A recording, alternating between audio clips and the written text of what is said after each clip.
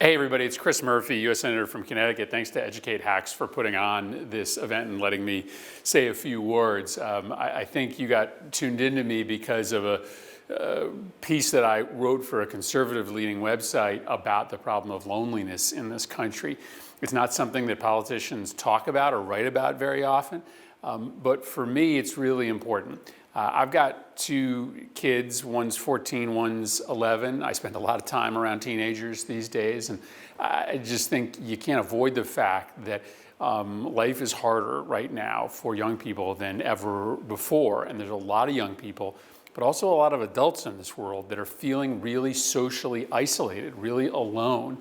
And this promise that we were given by technology, and in particular social media, that it was going to connect us to each other, it was going to bring us connection to other people. It just hasn't come true. What we've realized is that there is not really a replacement for in-person connection. And what's happened through the pandemic, but also through our retreat onto our phones, is something really unhealthy, something really insidious. We are not doing well today as a nation, and in particular, young people are not doing well, in part because we are losing the ability to connect with each other.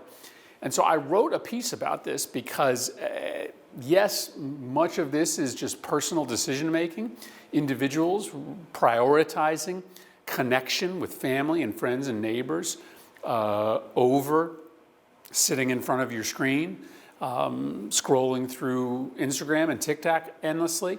But part of it is public policy, right? Creating the space for connection again, making sure that schools encourage time for kids to be healthy. Recess, for instance, not being crowded out by academics.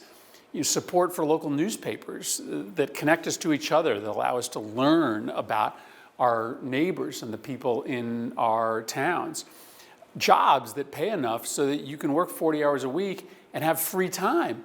So many people can't connect with others because they're working 2 or 3 jobs. They don't have the time to join clubs and organizations, to play sports outside of work. So there's a lot of public policy that can push back against this increasing loneliness in America.